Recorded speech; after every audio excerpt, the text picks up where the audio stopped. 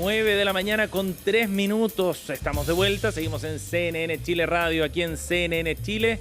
Y estamos listos para comenzar nuestro segmento Voces del Poder con nuestros invitados. Analizamos y desmenuzamos también parte de la contingencia. Nos acompañan hoy la investigadora del Instituto Libertad, Constanza Castillo. ¿Cómo estás, Constanza? Muy bien, gracias por invitarme. Bienvenida, gracias por estar con nosotros. Y nos acompaña también el investigador del Instituto Igualdad, Cristóbal Carle. ¿Cómo estás, Cristóbal? Muchas gracias por la invitación, muy bien. Bienvenidos. Haciendo la resistencia, como decían aquí en pleno verano. Los que estamos acá en febrero. Muy bien, muchas gracias. Somos el Team Febrero aquí en CNN Chile Radio. Bueno, listos para comenzar nuestra conversación del día de hoy con hartos temas sobre la mesa. Podrá ser verano, pero no por eso menos intenso y siempre movido. Febrero trae sorpresas en política. Se perfila el año que viene, porque aparte de un año electoral, entonces... Exacto, y el año electoral empieza a marcar de alguna manera la agenda, el ritmo también de las conversaciones, y hay definiciones que están pendientes en ese sentido, en particular en el oficialismo, y es ahí donde vamos a comenzar la conversación respecto a la carrera presidencial. De acuerdo a distintas voces, hay harta presión, ¿no?, por lo que puede ocurrir en el escenario electoral del oficialismo, que todavía no tiene un nombre definido. Están los nombres de Carolina Toá, de Michelle Bachelet, que según Camilo Escalona es la alternativa que tenemos, dijo, respecto a la ex presidenta. Está el nombre de Claudio Rego, de Tomás Bodanovich también, pero el tiempo empieza a jugar en contra. ¿Cuánta presión crees tú, Constanza, que tiene el oficialismo por cerrar esta definición? Mucha presión, yo creo. Finalmente tienen un problema que no tienen un nombre más allá de Michelle Bachelet que pueda marcar en las encuestas. Si uno mira eso, Carolina Toá, entiendo que puso unas ciertas condiciones como para salir del gobierno y ser la candidata. Sí, yo creo que están todos rezando que por favor vaya Michelle Bachelet. Pero no sé, si yo fuera ella no iría, digamos. ¿No iría por qué? Porque creo que en el fondo es expresidenta 2 veces, ir a competir y quizás perder, no sé si sea una forma de terminar su carrera política. Creo que hoy día está como en una especie de carrera internacional con... Sí. Puestos en la ONU. Cristóbal, ¿qué refleja el hecho de que Michelle Bachelet sea hoy día el nombre que aparece como el más fuerte, digamos? ¿Qué refleja desde el punto de vista de la capacidad del oficialismo también de levantar candidaturas o nuevos liderazgos? Sí, yo quisiera ir un poco más atrás. Yo creo que pensar en los nombres y pensar en las figuras que están apareciendo creo que es una discusión más bien de segundo orden. Yo creo que el problema principal que hoy día tiene el oficialismo, más allá de los nombres que se están pensando, es la falta de un proyecto. Yo creo que en la medida en que el oficialismo tenga un proyecto o más de un proyecto, los nombres van a ir apareciendo. O sea, recordemos cómo apareció el nombre de Boric. No era un nombre evidente en un primer momento, no era un nombre que marcara con mucha fuerza en las encuestas. Y yo creo que hoy día, precisamente por la falta de una reflexión, por la falta de un proyecto, por la falta de un camino para el cual seguir, es que está, digamos, habiendo este problema de encontrar figuras, porque creo que definitivamente lo que está haciendo el oficialismo con esto es poner la carreta delante de los bueyes. O sea, es una mala señal. Es una mala señal porque si tú me preguntas qué es lo que expresa esto, para mí, lo que expresa esto es la carencia de una discusión de fondo respecto a cuál ha sido la evolución y el desarrollo de las ideas del oficialismo o del amplio arco que podemos llamar oficialismo durante los últimos años. Las preguntas incómodas que no se han hecho, las discusiones que no se han dado, los temas más complicados que se han tratado de abordar, digamos, en la agenda pública con políticas o con declaraciones para salir del paso, pero que no han producido realmente un debate en las bases que permita decir, mira, ¿sabes qué? Nosotros vamos a llevar a Bachelet. En realidad, a mí me parece que si va a ir por segunda vez, por tercera vez, a mí eso me parece secundario. Yo creo que en la medida en que existe un proyecto, por supuesto que tiene sentido. Lo que a mí me preocupa... a mí no me preocupa Bachelet por sí. De hecho, yo creo que Bachelet fue una gran presidenta de Chile. Me siento orgulloso de Bachelet. Pero yo creo que si Bachelet va a venir, o si va a venir Toá, o si va a venir cualquier otra persona, tenemos que saber con qué y para qué. Y yo creo que ese es el problema actualmente. Y creo que pensar en Bachelet solamente porque es una figura conocida o porque es la que más marca en las encuestas, me parece que, nuevamente volviendo a tu pregunta, creo que lo que refleja es un vacío. Y lo que refleja es la incapacidad de poder dar discusiones de fondo que son necesarias para la proyección del sector de aquí a 4, 8 y 20 años más. ¿Constanza? Y que me hace mucho sentido lo que dice Cristóbal y mi pregunta en el fondo iba como, eso es un vacío que debería llenar el gobierno, el liderazgo que tiene hoy día el presidente Boric de buscar un proyecto o efectivamente están dentro de este problema que tienen siempre como de estas dos almas que siempre se habla del gobierno, lo que hace que no puedan tener un proyecto común o este vacío que decía Cristóbal. Me gustaba el titular, lo voy a citar, del diario El Mostrador, que decía: el oficialismo activa la batiseñal, ¿no? Como una suerte de reflejo del momento, ¿no? Frente a ciertos problemas de carácter político, por cierto, es que se enciende esta alerta y el nombre de Michelle Bachelet va ganando esa atracción. Sí, o sea, es que yo creo que más allá de tener un proyecto común, uno puede decir, o sea, el oficialismo hoy día abarca desde el Partido Radical, el Partido Liberal, hasta el Partido Comunista. O sea, es un arco de fuerza de tradiciones políticas y de matrices ideológicas que es bastante amplio. Es decir, uno podría decir, ok, puede que no haya un proyecto común, pero que hayan distintos proyectos que puedan confluir en virtud de determinadas prioridades que se fijen colectivamente. Yo creo que el problema no es tanto que no haya una unidad estricta de proyecto, sino que lo que se está buscando es más bien una unidad táctica o una unidad, digamos, electoral, pero sin que detrás de ello haya una reflexión. Porque, insisto, yo creo que, por supuesto, todos los que nos movemos en el amplio arco de la centroizquierda se habla mucho de la unidad, es un tema que está muy en boga, pero lo que falta detrás de eso es la reflexión. O sea, mira, tú me dices, bueno, hay un problema en términos de que no sabemos si es que hay dos proyectos, las dos almas, o las dos almas, los tres almas, no sé cuánto. Yo creo que eso no está, para mí eso no está ni bien ni mal. Eso está bien o mal en la medida de qué es lo que eso interpreta y cuál es la profundidad que tiene ese debate. A mí me parece que hoy día las dos almas, que es una cuestión, digamos, que se repite harto, más bien en la prensa, yo creo que es cierto, yo creo que dada la pluralidad de tradiciones que existe, me parece lógico que existan al menos dos posiciones. El problema es que eso no se ha traducido en proyectos de país concretos. O sea, si a mí me preguntan hoy día, ¿cuál es realmente la diferencia en un proyecto de país, por ejemplo, entre una candidatura posible de Carolina Toá o una candidatura de Gonzalo Vinter, por ejemplo? Yo todavía estoy esperando ver eso. ¿No ves las diferencias? O sea, yo creo, estoy convencido de que las hay. El tema es que eso no está siendo un agregador en el debate público. Eso es lo que a mí me preocupa. Y a mí lo de Bachelet también me preocupa. ¿Por qué? Porque si la vamos a traer de vuelta, como para ponerlo en esos términos, yo creo que es feo ponerlo así, pero es como se tiende a hablar y como se decía aquí, ¿sí? Tiene que ser con algo, tiene que ser para algo.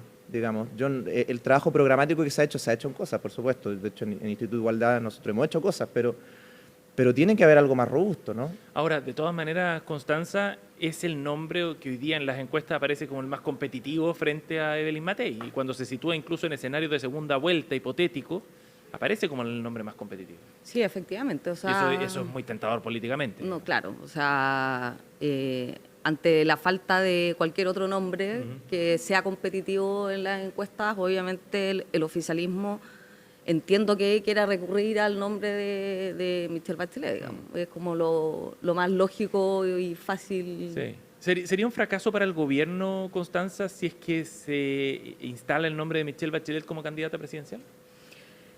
Yo creo que sí. O sea, para el Frente Amplio, que supuestamente venía a cambiarlo todo, yo te daría cuenta de que no lograron permear en su proyecto político y no lograron levantar nombres de su sector, digamos. Y finalmente hoy día tú miras al gobierno y las voces que son más influyentes no son del Frente Amplio, son de la nueva mayoría. O sea, cuando yo hablo de reflexiones importantes y de discusiones que se tienen que dar, me refiero precisamente a ese tipo de cosas. O sea, por ejemplo, hoy día en el Frente Amplio hay dirigentes que hace menos de 10 años eran, digamos, fervientes opositores a cualquier cosa que tuviese que ver con el proceso de institucionalización de la democracia chilena desde el 90 en adelante, y que hoy día son fervientes partidarios, digamos, de una candidatura de Bachelet o de alianzas amplias, incluyendo la democracia cristiana, y a mí eso no me parece mal, de hecho me parece positivo para el país, digamos, pero yo creo que eso, si no está mediado por una reflexión, digamos, tiene una fragilidad estructural muy grande y eso se puede desarmar en cualquier momento. Y pensando desde la visión de Evelyn Matei, por ejemplo, como posicionada en las encuestas como en el primer lugar en la intención de voto, ¿sería mejor o peor un escenario frente a Michelle Bachelet? ¿Qué le conviene desde la perspectiva de Evelyn Matei? Desde la perspectiva de Evelyn Matei, o sea, yo creo que evidentemente está el fantasma de que ella perdió con Bachelet. Yo creo que es evidente, como han dicho ya algunos, como algunos parlamentarios, que el nombre de Bachelet le resulta complejo a la derecha porque es un monstruo conocido ya. Yo creo que evidentemente Bachelet, o sea, Matei podría preferir desde esa perspectiva otro rival. Ahora bien, yo también creo que se tiende a hablar mucho de las ventajas de la candidatura de Bachelet, pero también tiene ciertos riesgos. O sea, yo creo que si es que solamente vamos a presentar una candidatura en base a lo que fue, es una candidatura que está muy expuesta, ¿no? Es una candidatura que no tiene, si esa candidatura no tiene nada que ofrecer en términos de propuestas nuevas, de relato y de una justificación de todo lo que se hizo. Porque, insisto, yo, que formo parte de la centroizquierda, estoy completamente orgulloso de lo que se hizo durante los gobiernos de la presidenta Bachelet, pero también tengo que saber cómo voy a ser capaz de transmitir eso para afuera. José Antonio Kast, de hecho, en algún momento decía, me encantaría que estuviera Michelle Bachelet para poder debatir con ella sobre todo lo que se hizo en su gobierno, ¿no? Claro, y yo creo que el desafío de nosotros es que el debate en estas presidenciales no se trate de lo que hizo este gobierno o de lo que hizo el gobierno de la presidenta Bachelet o de lo que hicieron los gobiernos de la Concertación o de la nueva mayoría. Nuestro desafío es que hoy día el debate surja y el debate gire en torno a una propuesta de futuro que ojalá sea la nuestra, ojalá sea nuestra propuesta la que concite la mayor atención, estemos discutiendo de eso y tengamos un relato que nos permita justificar esa propuesta. 9 de la mañana con 14 minutos, estamos en Voces del Poder aquí en CNN Chile Radio junto a Constanza Castillo, investigadora del Instituto Libertad, y Cristóbal Carle, investigador del Instituto Igualdad. Constanza, bueno, vamos a la otra vereda, lo que está pasando también en la oposición y a la irrupción de Johannes Kaiser. ¿Cómo interpretas tú el factor Kaiser, como se le ha denominado, en este escenario electoral para la oposición? Yo creo que va a ser es un problema en el fondo que es un problema. Es un problema que tiene republicanos. En el fondo les pasó lo mismo que vivimos nosotros en Chile Vamos cuando nació República, ¿no? Que una parte importante del sector se fue hacia allá. Para mí Kaiser es lamentablemente como alguien que escuché al senador Sandoni compartir sus palabras, que hoy día en la mañana aquí conversando da soluciones simples a problemas complejos, y efectivamente eso puede tener algún contacto con la ciudadanía que está asustada, que quiere soluciones rápidas, pero me parece que no tienen un plan real de gobernabilidad como si lo tiene Chile Vamos. Pero el factor Kaiser yo lo asocio más a un problema de republicanos que de... ¿Más que para Evelyn Matei? Sí. ¿No es competitivo frente a Evelyn Matei o no lo ves como un problema electoral el que vaya, por ejemplo, a primera vuelta? O sea, Chile Vamos, y que es la postura que se ha mantenido, queremos obviamente hacer primarias porque, o sea, es lógicamente que si van dos candidatos de derecha a una primera vuelta es más complicado, pero... Y eventualmente podrían ir tres, digamos, claro. ¿no? Porque José Antonio Kast ha dicho que va a ir a la primera vuelta. Efectivamente, entonces por eso Chile Vamos ha hecho todos los esfuerzos para intentar convencerlos de que no es una buena idea, de que vayan tres candidatos de derecha a primera vuelta. Vimos lo que pasó cuando en la elección de gobernadores, cuando fuimos separados, y con republicanos diciendo que como había una segunda vuelta daba lo mismo, y la derecha perdió al menos 3 gobernaciones que podríamos haber ganado si hubiésemos ido unidos. Entonces, creo que Chile Vamos tiene que insistir hasta el final en lograr ir unidos. ¿Cristóbal? Sí, ahora solamente como alcance la elección de gobernador, en muchas elecciones, en muchas regiones se elegía con 40%. Ahora de todas formas se elige con 50%, entonces el costo de hacer eso, al menos desde el punto de vista de la derecha, me parece que es formalmente menor. Yo creo que me gusta también escucharte en esos términos, porque creo que también lo que hace una candidatura como la de Johannes Kaiser, que es más bien una persona que, a diferencia de José Antonio Kast, por ejemplo, no tiene una estructura partidaria detrás, no tiene una matriz ideológica demasiado definida. Ayer estábamos viendo que le pegaba al Banco Central, digamos, que quería eliminar el Banco Central. Bueno, el asesor planteaba que era necesario que eliminar el Banco Central. El Banco Central, que bueno, en fin. Puede ser, no es improbable pensar de que Johannes Kaiser esté reflejando más bien un estado de ánimo como en algún momento lo reflejó Pamela Giles o Daniel Jadwe o la Lista del Pueblo. José Antonio Kast. Puede ser, o sea, José Antonio Kast yo creo que ha reflejado más que un estado de ánimo, sacó varios millones de votos. Pero creo que sí, efectivamente tiene un problema la derecha completa, porque no solamente Kast, porque como tú misma dices, lo que está haciendo él es usufructuar, otra palabra un poco fea, pero está usufructuar de una cierta degradación en el nivel del debate público que permita que aparezcan con posibilidades electorales y políticas reales candidatos que en el fondo no tienen nada detrás. Porque en el fondo uno puede decir, bueno, Kast no tiene un programa de gobernabilidad tan sólido como lo puede tener Matei, y yo puedo suscribir eso. Pero entonces, ¿por qué sacó tantos millones de votos la vez pasada y por qué esta vez probablemente va a sacar tantos millones de votos? ¿Por qué hoy día Kaiser de repente apareció con 10% en las encuestas? Que ojo, porque estas encuestas que se hacen a esta altura, yo soy sociólogo, digamos, son de intención de voto espontáneo. Es decir, a una persona le preguntan directamente en la encuesta por qué no usted votaría, no le leen una lista, sino que la persona dice el nombre inmediatamente. Y que alguien como Johannes Kaiser esté marcando más del 10% en una encuesta de esa naturaleza, bueno, entonces es un problema para todos, y yo creo que si es que lo que ustedes observan y lo que todos observamos es una precariedad en la propuesta de fondo de Johannes Kaiser, la pregunta es, bueno, entonces, ¿cuáles son las teclas que en el debate público se están tocando, que están posibilitando que una candidatura como esa aparezca? Y yo creo que eso tiene que ser una reflexión, por supuesto también para quienes nos ubicamos a grandes rasgos en el oficialismo, pero también para la derecha, o sea, ¿cuáles son los temas que nosotros estamos poniendo? Quizás tenemos que hablar de otras cosas, porque evidentemente hay temas, como por ejemplo el tema, el tema de la seguridad, donde las soluciones simplistas y las soluciones facilistas, como tú misma dices, son muy fáciles, pues, son muy inmediatas y posibilitan, digamos, la emergencia de figuras que finalmente no le ayudan a nadie, digamos, en el marco de la convivencia democrática y los acuerdos. Y es súper interesante eso, porque va definiendo de alguna manera de qué temas se discuten también, ¿no? En la misma carrera presidencial, van instalando una agenda. Pero yo creo que más que analizar los puntos que se discuten en el debate público, en el fondo también es un reflejo de cómo está el país, ¿no? Como de que estamos con una inflación tremenda, con bajos sueldos, con empleos informales, con una delincuencia desatada. Entonces eso provoca que salgan estas personas que te dicen yo lo voy a arreglar todo en corto. En un escenario complejo. Y claro. Sí, mira, yo lo voy a plantear de otra manera, solo brevemente. Yo creo para que en el equipo de Matei me parece que hay gente de un nivel intelectual y de un nivel de capacidad de producción de políticas públicas que es notable. A mí me gustaría que ellos estuviesen hablando más bien de temas como, por ejemplo, la crisis de integración social que vive el país, de cómo podemos ser capaces de superar lo que se expresó, por ejemplo, en el estallido, más allá de la violencia, que por cierto es una parte, pero también la crisis, digamos, en términos de los vínculos sociales, la crisis de capacidad de vertebración de la democracia por parte de los conflictos que existen en la base social.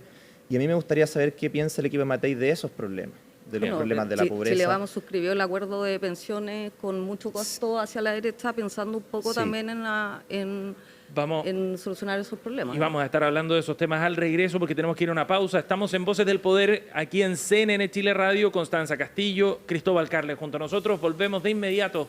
Seguimos analizando los temas de contingencia.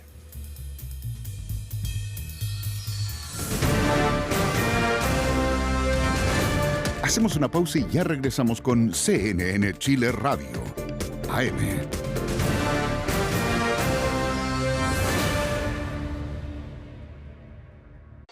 ¿Por qué nos afecta el precio del dólar? Te lo explicamos. Chile es una economía abierta al comercio internacional, es decir, que adquiere bienes de otros países cuyos precios están influenciados por el dólar. Para los productos que vienen del extranjero, si el tipo de cambio es más alto, su valor en pesos también se eleva, lo que encarece los artículos y por ende el precio final que pagamos los consumidores.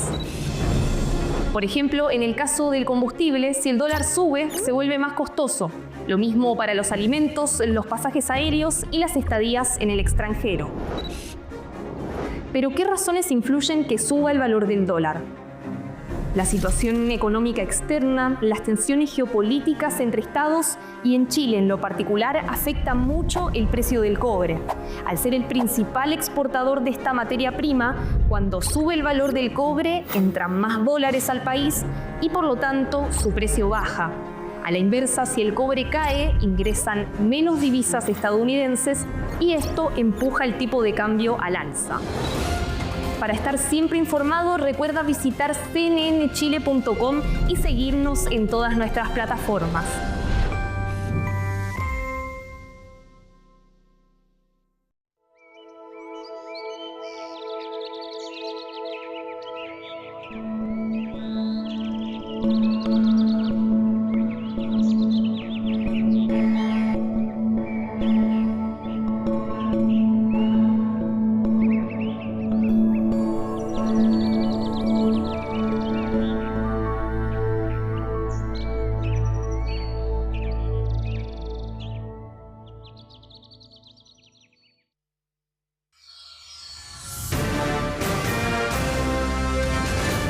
Estamos de regreso en CNN Chile Radio.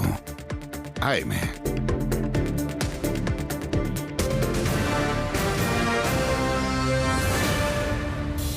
9:23. Seguimos en Voces del Poder, el espacio de análisis junto a nuestros panelistas, Constanza Castillo, investigadora del Instituto Libertad, y Cristóbal Carle, investigador del Instituto Igualdad.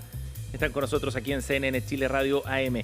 Solo para cerrar la conversación presidencial que habíamos trazado antes de ir a la pausa, una última pregunta. ¿Creen que hay espacio para alguna nueva sorpresa en este panorama electoral? Considerando lo que hablábamos, esta sensación de malestar, un escenario bien complejo, con muchos problemas que son bien sensibles a la ciudadanía. ¿Hay espacio para nuevos nombres y una gran sorpresa? ¿Cómo ven ese escenario, Constanza? Yo creo que en política todo puede pasar. Recordábamos antes que el presidente Boric no asomó como candidato hasta, yo creo que como abril, fue por ahí, ¿no? Cuando juntó la firma. Para ir a la primaria. Para ir a la primaria. Con poca expectativa inicialmente. También. Y creo que juntó las firmas necesarias para inscribirse casi que en el deadline de ese tiempo. Entonces yo no daría nada por seguro. Aunque quedan 9 meses, Sí. para la elección presidencial. Sí, pero todavía no empiezan las campañas, todavía no hemos visto los programas, todavía ni siquiera se han configurado del todo bien las alianzas, no sabemos cómo se van a configurar las listas parlamentarias. Creo que queda demasiado paño por cortar y todavía estamos en un momento en el cual la discusión se está dando estrictamente en el plano de lo mediático. Y en ese sentido cualquier noticia, cualquier novedad que pueda aparecer puede cambiar el escenario. Yo prefiero fijarme más bien en lo que ha sido el pasado y los antecedentes concretos de movilización política y electoral que han habido. Por ejemplo, a mí no me hace sentido, por ejemplo, descartar el fenómeno Parisi, que siempre está marcando un par de puntos en la encuesta. Y siempre está activo, quizás no tanto en los medios necesariamente, pero en las redes sociales y en el mundo que rodea a Franco Parisi. Y además tiene una particularidad. Y además Parisi tiene una particularidad que a mí me parece que es insoslayable, que es que Parisi ya se ha presentado a las elecciones y ya ha tenido cientos de miles de personas que ya han votado por él. A diferencia, por ejemplo, de Johannes Kaiser. Que uno puede decir, ok, ahora está marcando mucho en las encuestas, pero eso, digamos, puede ser gente contestando el teléfono, digamos, pero en el caso de Parisi sí tuvo gente, cientos de miles de personas, que ya votaron por él una vez y que ya lo tienen en la mente. Claro. Yo creo que eso, por ejemplo, es un factor que se ha visto poco y que dado el escenario, insisto, de fuerte impugnación contra el gobierno, puede ser un factor que ahí aparezca. También hay otros, por supuesto, pero yo por mencionar eso. Sí, buen dato en todo caso. Marco Enrique Ominami, por ejemplo. Marco Enrique Ominami también, el mismo caso. El otro día me llamaron por teléfono, una grabadora, por supuesto, para hacer un par de preguntas como de políticas públicas, pensiones y otras cosas a nombre de Marco Enrique Ominami. Daniel Jadwe también tiene una definición pendiente. Rojo Edwards ha aparecido también en el horizonte. ¿No? El escenario todavía está pareciera bien abierto y hay espacio todavía y Chile nos ha dado sorpresa. 9 meses en política es una eternidad, así que es mucho. Todo puede pasar. Los quería invitar a conversar sobre otro tema también, uno que ha estado instalado hace un buen rato, desde la discusión presupuestaria 2025 que se dio en el último trimestre del año pasado y que tiene que ver con los ajustes fiscales. De gasto fiscal me refiero, que vendrán y que serán al parecer bien duros. De hecho, distintos economistas han planteado que el gobierno tendría que recortar cerca de $1.500 millones para poder acercarse recién a los compromisos de carácter fiscal que se hicieron para este año 2025 y que tienen que ver fundamentalmente con un cierto techo de déficit fiscal, ¿no? De cuánto estamos gastando en comparación a los ingresos que tenemos. Y eso ha abierto una discusión, yo diría, político-técnica bien interesante por los errores de cálculo que reconoce la misma dirección de presupuesto. ¿Qué refleja esta discusión a tu juicio, Constanza? El gobierno creo que sistemáticamente ya sea por error o por voluntad, ha subestimado ingresos y eso se vio reflejado en la discusión presupuestaria, donde por primera vez en una ley de presupuesto se llegó a un acuerdo del Congreso con el Ejecutivo para que del proyecto presentado tuvieran que recortar 600 millones en gasto. Claro. Y estaba leyendo una entrevista de la exdirectora de presupuesto, Cristina Torres, donde decía que el mayor legado que podría dejar este gobierno es sincerar los gastos. Porque básicamente estamos pasando de... El ministro Marcel siempre hablaba que iba a quedar este gobierno con un déficit de 300 millones y con este nuevo ajuste de sincerar los gastos, sincerar los ingresos, va a ser 6.000 millones. O sea, el próximo gobierno no va a tener un peso para nada. Es lo que ha acusado el IMATEI también, ¿no? Que no va a haber caja para el siguiente gobierno. Entonces, me parece positivo que por último vayan sincerando los números, pero también me parece impactante que la directora de presupuesto cometa estos errores, no una, sino que ya van 4 veces donde ha subestimado los ingresos. ¿Cristóbal? Sí, varias cosas. Primero, yo creo que hay que ser extraordinariamente cauteloso cuando uno se entromete en discusiones, como dices tú, político-técnicas, cuando uno no tiene el expertise del caso. Yo en mi caso no soy economista, por tanto las apreciaciones que yo puedo entregar son más bien apreciaciones de carácter general o bien apreciaciones de carácter político, que es lo que nosotros estamos discutiendo puntualmente aquí. Con respecto a la responsabilidad que cae acá, yo creo que ha habido una suerte de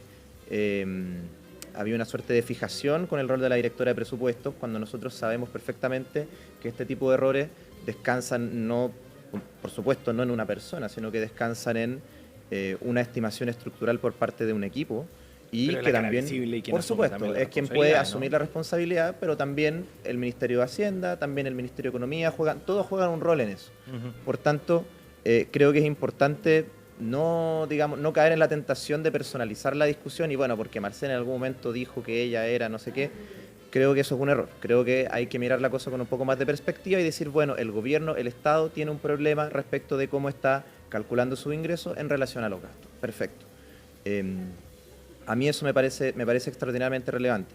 Y respecto a lo que dice de sincerar los gastos, yo creo, y yo por lo menos estoy conforme con la respuesta que ha dado el ministro Marcel, que no ha sido la de decir aquí no pasa nada. Él efectivamente reconoce que este año se va a tener que hacer un esfuerzo respecto de lo que se había hecho también en años anteriores. Este gobierno asumió, digamos, el erario fiscal con una situación muy comprometida, que no tiene necesariamente que ver con el gobierno anterior, sino tiene que ver con una situación general del mundo, que veníamos saliendo de una pandemia donde se habían hecho muchos gastos extraordinarios, donde se necesitaban hacer muchos gastos.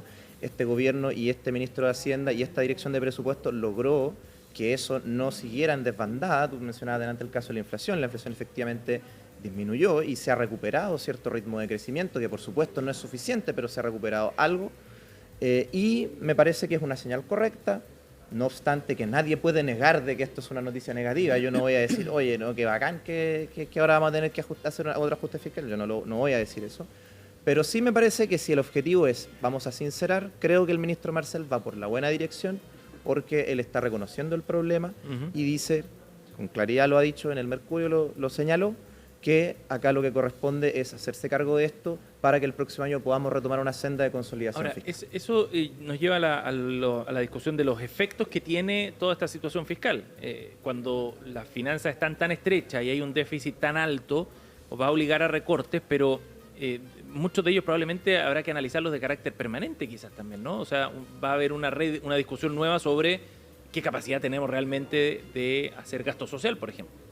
Así es, y no solamente eso, sino también el efecto que tiene, por ejemplo, en las tasas de interés, que son cosas que finalmente terminan impactando a las personas comunes y corrientes. Claro. Porque al final, de todas formas acá lo que nosotros vemos, y existe también un prejuicio, y me hago cargo de parte de mi propio sector por mucho tiempo, de que este tipo de problemas macroeconómicos son más bien una cuestión, digamos, de los economistas, o más bien que dice relación específicamente con lo que ocurre en el Estado y las empresas, pero también el impacto que esto tiene muchas veces en la capacidad de las personas de poder acceder a préstamos es algo que no es en absoluto soslayable. Ahora, yo creo que más allá de eso y de los números, quiero hacer una reflexión que también tiene que ver con lo que hablábamos delante, ¿no? O sea, todos los días están apareciendo números, el IMASEC, las cifras de inflación, y si bien cada una de esas cosas es importante y uno no puede quitarle la importancia, también hay que entender, y esto se ha dicho, y yo quiero rescatar la discusión, por ejemplo, de lo que se ha venido hablando por parte del exministro Briones con Oscar Landerreche, que más allá de estos pequeños puntos de información, como data points,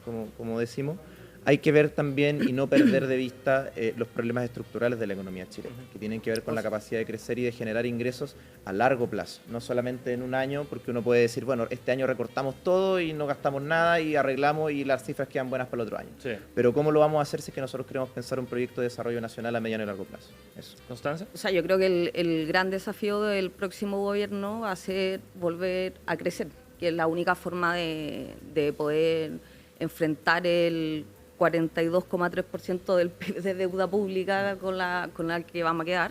Y solo retomar un par de temas sobre no personalizarlo en la directora de presupuesto. Creo que los errores en política que afectan a los ciudadanos sí tienen que tener algún tipo de responsabilidad.